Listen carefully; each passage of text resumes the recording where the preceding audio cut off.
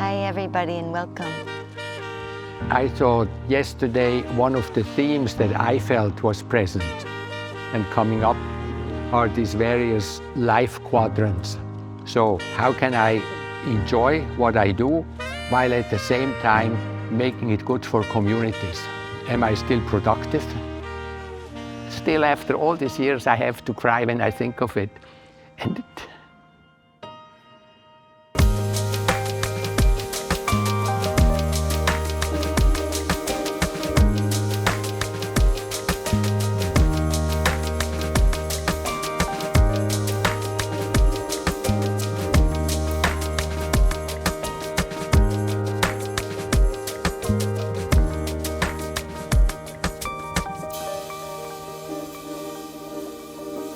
hi everyone.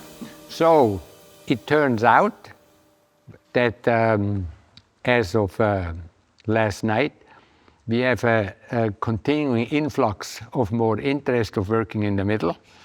And we take that primarily as a compliment to the group and to the film team, because we might be less nervous to be who we are. Yeah. Right? And then, of course, the amazing presence of your genius facilitators plays a role around the world. To name the ghost role. And now we're in the second half. This is the beginning of the second half of the seminar. Yeah. I thought yesterday one of the themes that I felt was present and coming up are these various life quadrants. You're familiar a little bit with the life quadrant thing that especially comes out of now feminine studies. So there's like all kinds of indigenous concepts of like classical roles that happen within like feminine life quadrant. And I sort of like it because I'm also using it for myself. I find it very helpful. Because it says there's the third quadrant is you're young and you want to have fun. You know the song Girls Just Want to Have Fun? Is after this life cycle. Because you know that very soon you're going to be bound into having to care for someone, which is a child. And then the second life quadrant is motherhood. So motherhood now in these modern doula approaches is no longer identified with necessarily having a baby, but the role of caring for someone. And it's a doula cycle, and these doula cycles are also applied. You could always apply cross-gender.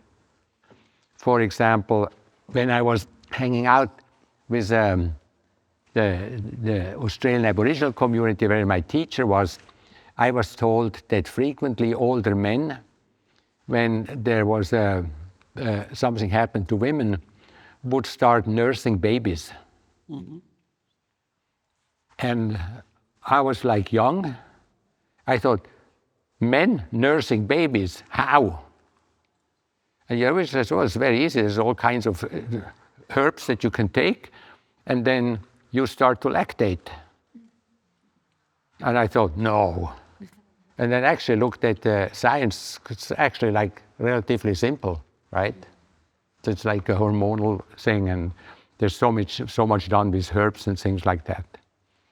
But now it's more the role of the carer. So you come into a phase in your life where you start to care for someone, and then comes the whole inner conflict. How much do I care for others? And how much do I still have fun?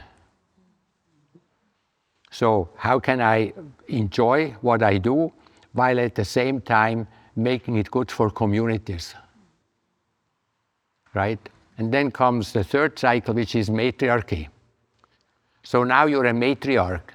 meaning you now understand and have a deeper understanding of the conflicts that appear between caring for someone and self-care, and you can help and rule others. And it's an eldership role where you can be nourishing, but at the same time say, no, this is no longer good. No, we're not going to do that. No, this is not good because it's not good for the community. So it's a matriarchal principle. And then comes the fourth cycle, which is the elder person, where you now are detached from it. You're no longer directly in a leadership position. So, and you're closer to death, which allows you to foster and nourish grandchildren, meaning the new leadership that's coming. You can support that, but also you have now access to certain herbs that allows people, that you can help people to die if the pain is too big. So with other words, you can also come in now and say, okay, this part of the organization is finished, goodbye. So you have a freedom to support processes that are dying by making them more painless, because you have the detachment. You realize that's a normal life cycle. Eventually everything dies, and eventually new things get born, and you have more detachment how you come into that in terms of your own community and things like this. Do you guys like that? Yeah. So some of you like it. And I think it's interesting. And I thought yesterday a lot of these things came up also with, am I still productive? In getting older, it's more important for me over the years what I do in my life. It's important for me to consider very well the meaning of what I do in my work. I just have the feeling of running out of time. Yes? So there's a general high dream.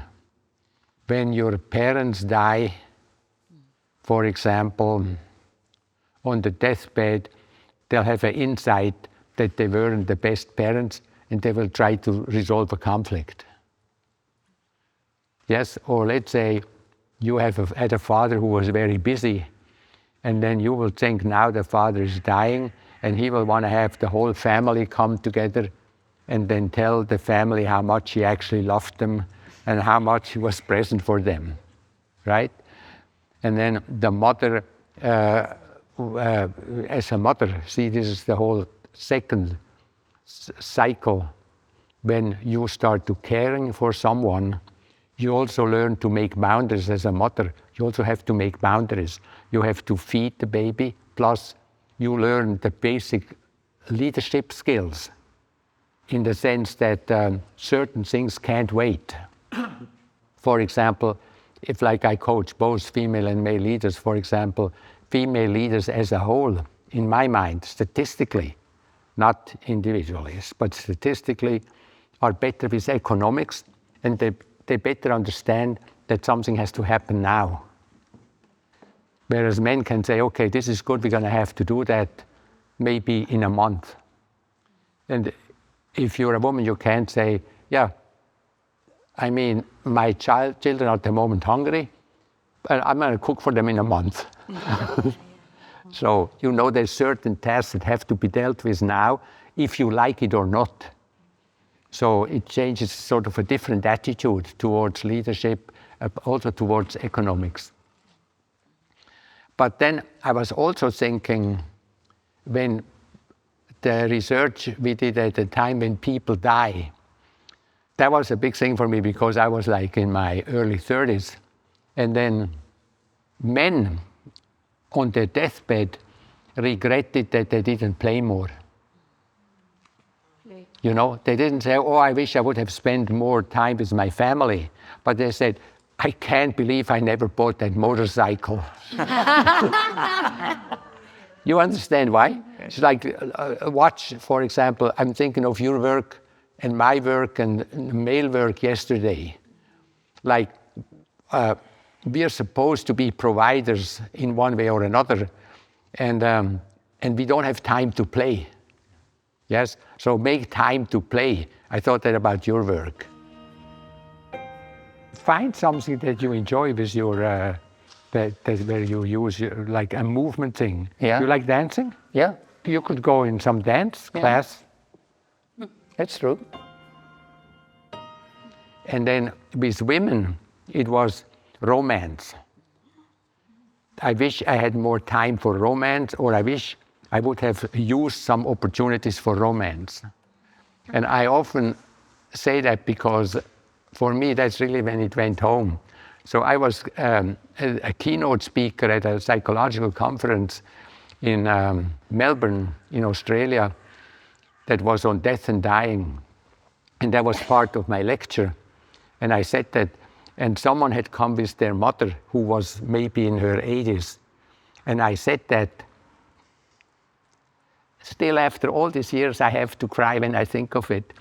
And this beautiful woman stood up.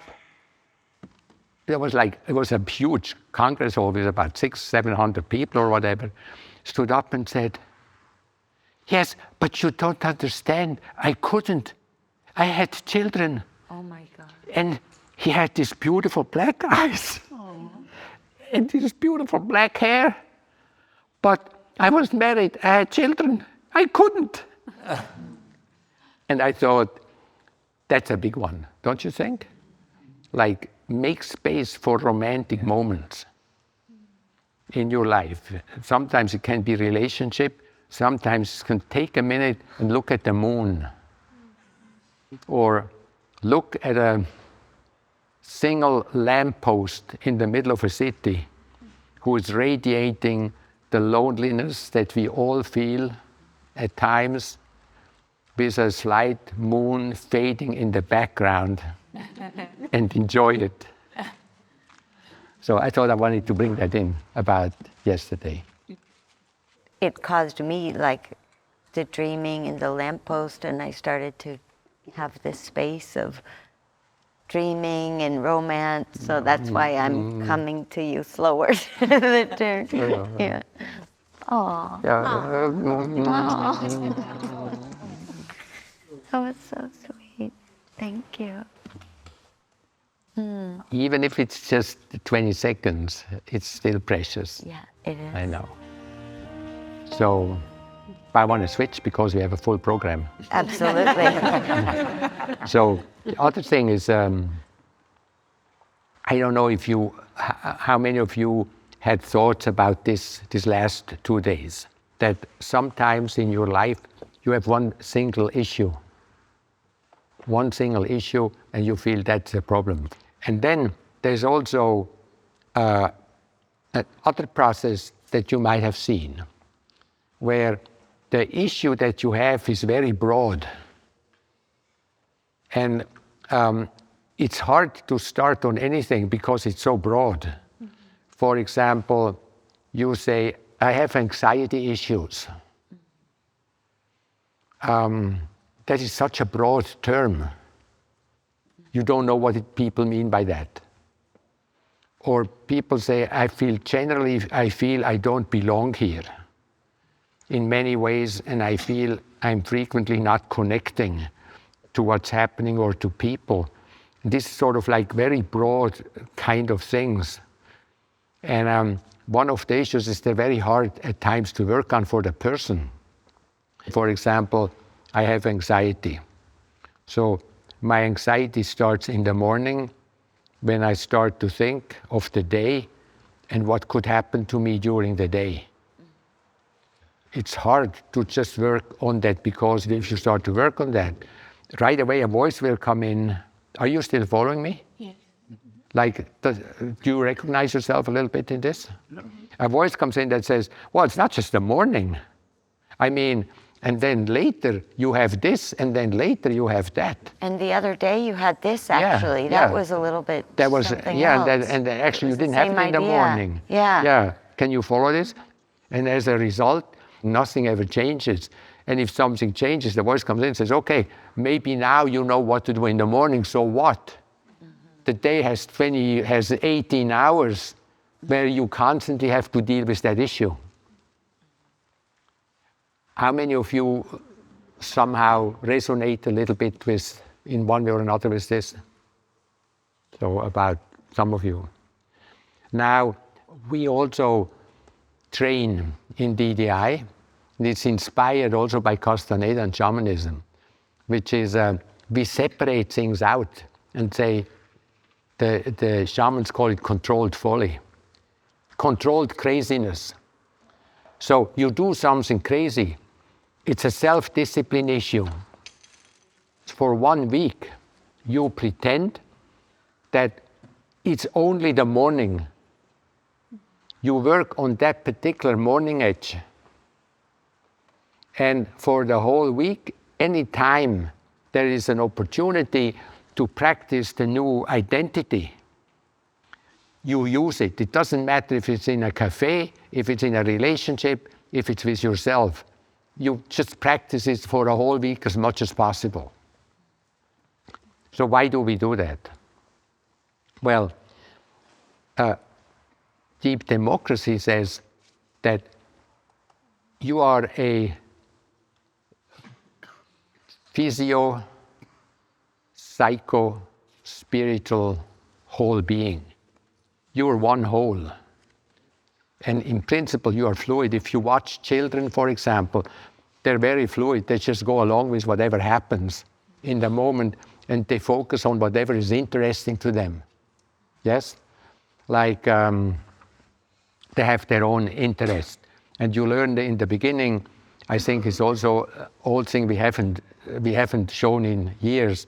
You see, for example, a parent and a child, and they're walking together. Mm-hmm. And it goes like this. The parent is going over to Ilaria, and the child goes.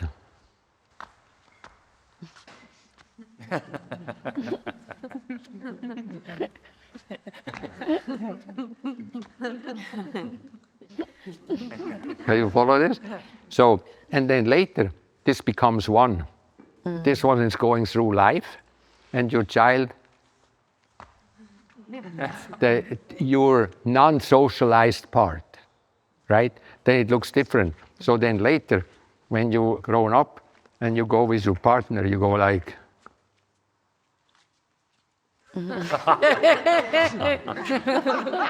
Yes? Same idea, but it's less fluid.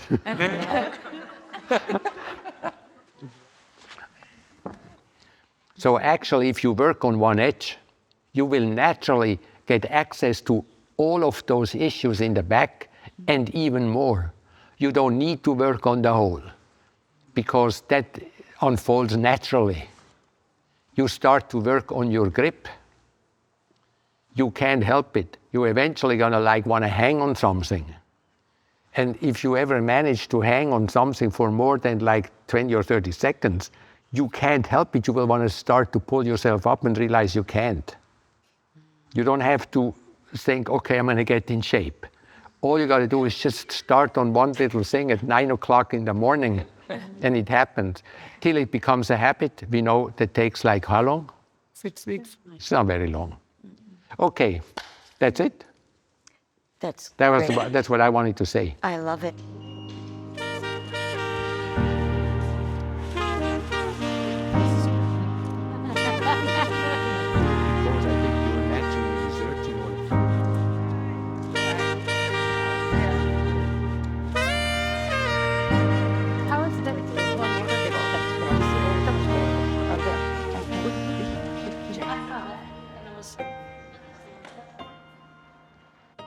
So when I facilitate, there are different kind of methods I use with the group, and I found out about Arnold Mindell and process work and and all this. I'm really touched with it to it. So I sometimes briefly start to use elements out of this, but it's really rarely, because I also, when I was sitting here now, I think, okay, I probably need a different kind of state, or I need another.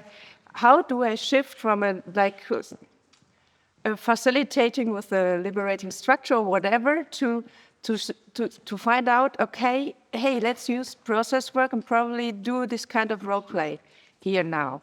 And it is a question. That's when I have the feeling, okay, then I have to switch to another kind of awareness, to another kind of. Something has to be different. Like now you were here for a couple of days, right? Yeah. Was there anything that you just loved or you enjoyed? Just one thing that you saw in the middle. I enjoyed it. Yesterday there was a lot of role play.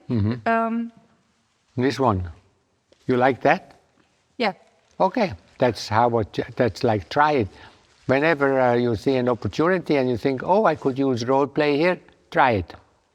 But when I was here yesterday dropping in and saw you guys, I thought, okay, this is so chaotic. You thought it was chaotic? Yeah. Yeah, you think your life is more ordered than that? Wait, but I was, because you said you loved the role play yesterday. Some parts, but some were also really chaotic. Yeah, I know. I thought, okay, I know. Do I have to switch on different kind of senses or find a certain point inside me? So what you're saying is the chaos, what you mean is you saw like partially non-linear interactions and things like this? Yes, totally non-linear. Huh? Yeah.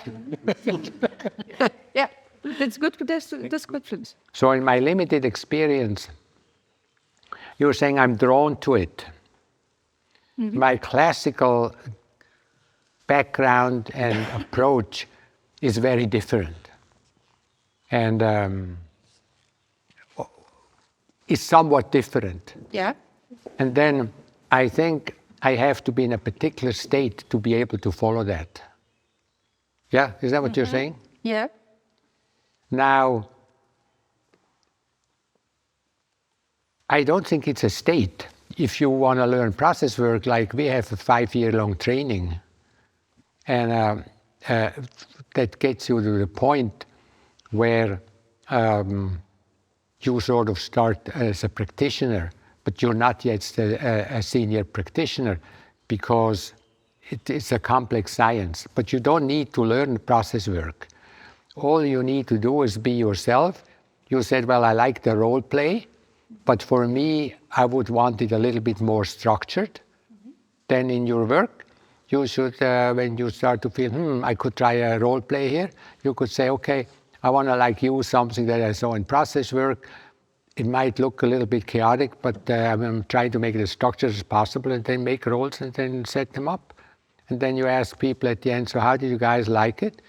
And then some people will say, we didn't like it, and then you can say, what didn't you like? And then they'll teach you, you should be a little bit more like this or that. What do you think? And have fun with it. If you're trying to get it or struggle with it, it's beautiful. But try to have fun with it. It's much better to learn like that. How does it sound? That's a good answer. Now, I'm used to that, Like I do things and then people say, yeah, but it's not going to work. This is not going to work you can't do that when you come into our corporation. Yeah. And then I said, why not? I said, the people are not going to go along with that. Yeah. I have the vice president of Audi saying, you can't come to our group like that. And I said, yeah, I know why. Let me take that role. You can't come to our group like that. And I took over the role, and then he didn't realize, because you can't go in one role without polarizing the other. Do you know? So the moment you switch a role, you force the other one to switch roles too. They have no control over it. Mm. Did you know? Yeah. Because this is a mathematical issue. You can't have two positions, two roles holding on one side. So before you know it, he got in a whole thing. And then he said, wow. I said, yeah, I think you just did it. He said, wow. Yeah, that was good. We did a retreat in Switzerland with a non-profit. And you know, Switzerland doesn't have generals in the army. They have like Oberstdivisionär. And he was basically a general, a retired general. And then he was in the board. And then the group said, so he's going to come. And everybody was terrified because they took him for his name and his influence, but because of his attitude. And then we had like 3 really wild days. And it was really fun. And the guy loved it. Mm-hmm. And then we thought, at one point, it's been now like 15 years ago, I thought, okay, I make these recommendations of like people on the website because it is sort of unconventional what we do, and we can have like all these testimonials on the website by serious people to show that actually we're doing serious work. So I wrote to the guy and said, I would love to get like a testimonial from you. And he said, yeah, I would love to write you one. And then we got this testimonial. I was on a 3-day retreat with Ellen and Max Schupbach. They came in and corrected all the wrong attitudes. And were very successful at it. And I thought, okay, this is a big compliment. I don't think we want to have that on our website. Call us in, we'll correct all your wrong attitudes. So, but I think the reason I'm saying that is like, it's a path, don't you think? Mm-hmm. And there is not one thing of process work or one style. So I think DDI, we focus a lot on like diversity and working in different cultures. And DDI got started because of a conversation I had with a process work colleague of mine who said, process work only works with people that know about it and only works with people in global north who can actually have the scientific background and can do it. And I said, no, process work was developed on the basis by Arnold Mindell that physics and the universal law of physics explain what happens on the planet, and human behavior can't be excluded as a separate thing outside of the universe. So what is true in modern physics has to be also happening on an awareness level in the human being. So as a sense, in that sense, process work should work everywhere. And then my colleague said, no way. And then we made a bet. I said, okay, tell me a place where you know it can't work, and we'll set up a training there, and we'll prove to you that it can work. Now I have to say, okay, this happened after we both had 1 or 2 beers or something like this. So, and then, but actually the next day we took it serious, and that's how we ended up in Palestine. Mm-hmm. And we had an amazing time in Palestine. It was really, really a huge learning. And it wasn't like, yes, we proved it. It was really, really hard and complicated and beautiful. And we made lifelong friends, have lifelong friends there, and learned so much. So far, I feel I haven't seen yet the challenge where I feel theoretically, maybe me as a facilitator, I wasn't up to it, but where I feel theoretically process work wouldn't have actually been able to create cool spots and bring more awareness into the whole situation. So I feel good that I said that because it's what I'm thinking. Will I regret it later that I said that? Yes. But which thing will you regret? That in my experience, my understanding of process work, I haven't tried out yet in really, we've been in really complicated situations with guns pulled at us and what have you. Where I felt this is beyond the basic theory of awareness role rotations and life myth. And that in the background of that are what looks chaotic, in other words, is highly patterned. There's no chaos in the world. It's highly patterned. But I think it's a structural approach. We're using a structural approach, meaning the patterns are hidden behind the consensus reality. So we look at consensus reality, which a lot of it is linear, and we start to think that's an order. And I think in process work, you're looking for the hidden order in the background, and you follow that, which at time, then, which you see that here, brings like unexpected creative solutions. And also in how I understand, you can't bring process work to something. It's already there. Because it's already there, and it just has, you can find methods or ways that you can help to bring out the hidden structure. Yeah. But you're not creating something or doing something. Yeah. You don't have to explain in a corporation about roles. People do it all the time. They have a meeting and then afterwards they say, I can't believe, did you hear what he said? Well, yeah, but he had to say that. I mean, he's the CEO, so he has to say that. With other words, what they're saying is, well, he's just playing a role. Don't take it too serious. Yeah. And the other one says, well, I was offended that there's a role that's not being talked about and not being processed about, because actually this role speaks against the role that I'm in. Yeah. So group processes just make visible what's anyhow happening. I want to add one thing to it. However, or discovering the underlying structure and bringing it out is a complex thing to do. There's like a lifelong learning. If you want to understand patterns, it's actually simple. All you got to do is look for what's beautiful here. Just look for what's beautiful. And if you don't know what to do, you can say to the person, I loved your role play. And the person says, no, I thought the role play really sucked. And you can say, yeah, but I loved how your feet moved in it when you're like, go back and forth. And they say, oh, that? Yeah, but we see, I do that because I'm a boxer. Really? Wow.